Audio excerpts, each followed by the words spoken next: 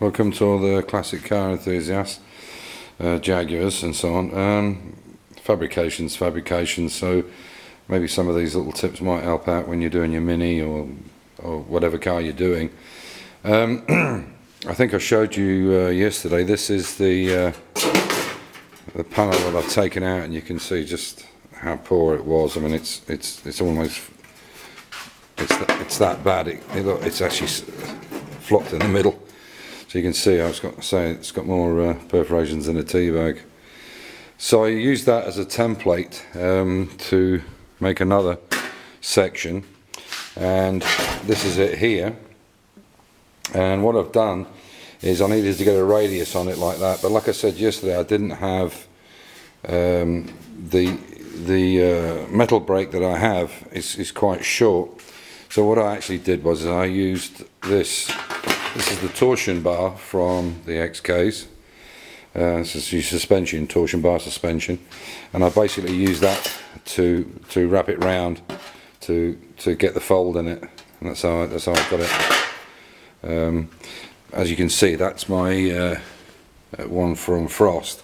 This is a metal brake, so I'm just going to set in the light.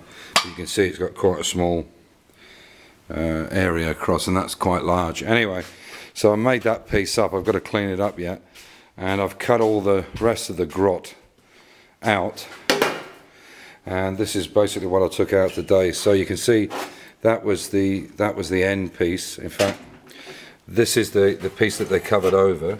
You can see here, and what I'll do now is a bit like I don't know, aircraft type crash incident room where they repiece the plane together. This is the same kind of thing. What I'll do now is I'll tack weld these and put it all back together, so I at least have an semblance of something I can use. It was so badly corroded. This was the underneath plate, and then this was the plate they put on top, like that.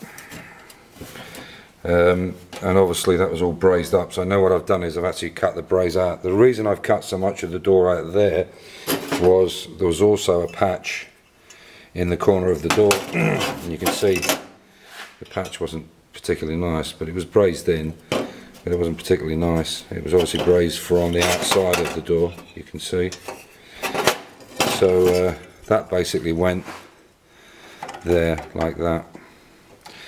So what I'll do is I'll repair all this corner section first. But the first thing I have to do is obviously I have to sandblast all the inside there, and this end I'm going to sandblast here. You can see it's quite grotty, so I want to keep this, and then these holes here I'll refurbish and clean up. So what I'll do is I've cleaned that nice. I'll get that even better, put one piece in there with a new lip, and then I'll fold over the other one, and that's what I'll do tomorrow. So I'll sandblast it in the morning, and then I'll repair it and put this section back in, and hopefully everything will be nice and straight. I have the other end to work with, so that's not too bad. These are the basically the clips that go through here, and this was a metal strip that was on there to basically hold the bracket in, but that was pretty thin, to say the least, as well.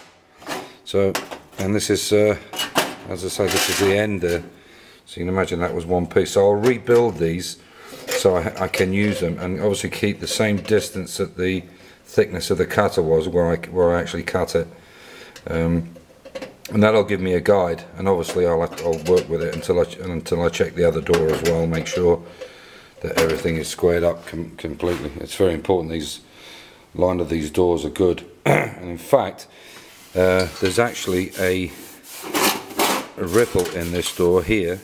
So what I'm going to do while this is off, while the base is off, while this corner piece is off, or what will be the corner piece, you can see that will fit into there, into the corner. Oh, I've got it caught on there. Excuse me, got the camera caught in a hole. Typical. Couldn't do that if I tried. So as I said, that'll fit in the corner there, and then I'll weld it inside. Now the reason I've done this, normally I won't go for a double layer or a double skin. or a double flange, because the problem with double flanges, are quite bad for trapping water behind. But because this door is so long, to try and butt weld this without getting distortion, it would be near impossible. So by doing this, by putting this edging in it, what I'll do is create a stronger edge of the door, and obviously I'll make sure it's all pre-primed and caulked and everything after it's welded in place. Plus, with the welding being spaced out a bit more, the heat won't be so bad, so the distortion will be less.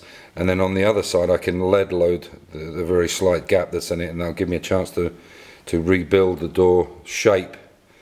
What's really important when you do any welding like this is not to have the new piece higher than the original panel.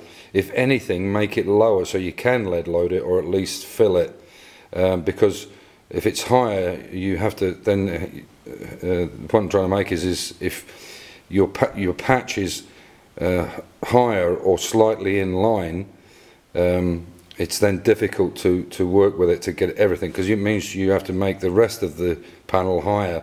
So if anything, make it lower so you have a little bit of depth to work with, not too much, but if you understand. And I'll show exactly what I mean tomorrow when I get this in and turn it over.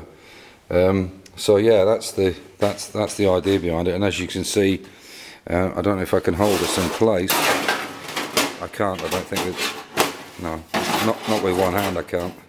But you can see that there's where the overlap will be, and that'll just sit right in that corner. And obviously this will be pulled forward with the vice grips, so it all sits in place like that. It'll look better tomorrow once I've put it on, but I need to sandblast everything first and get it primed. This more importantly, because I need to keep this in place, because it's the hinge for the door, or it's where the bolts go through to hold the door on. So anyway, that's it for tonight. I'm going to pick up some stuff tomorrow, get this one welded up, or get it sandblasted, welded up. And I will be doing a little video on sandblasting, because a couple of guys have asked me, and I've got one particular guy who's going to be sandblasting his mini shell, and he wants to know the size that I use of shot and so on and so forth, and maybe some tips that I can give you that I did from doing our own car. So anyway, that's it. So you can see it's a lot of work in reconstructing these things, but you know, it needs to be done. So anyway, take care, thanks for watching all the videos, and give us a thumbs up if you like it, or a comment. Okay, you take care, bye for now, bye.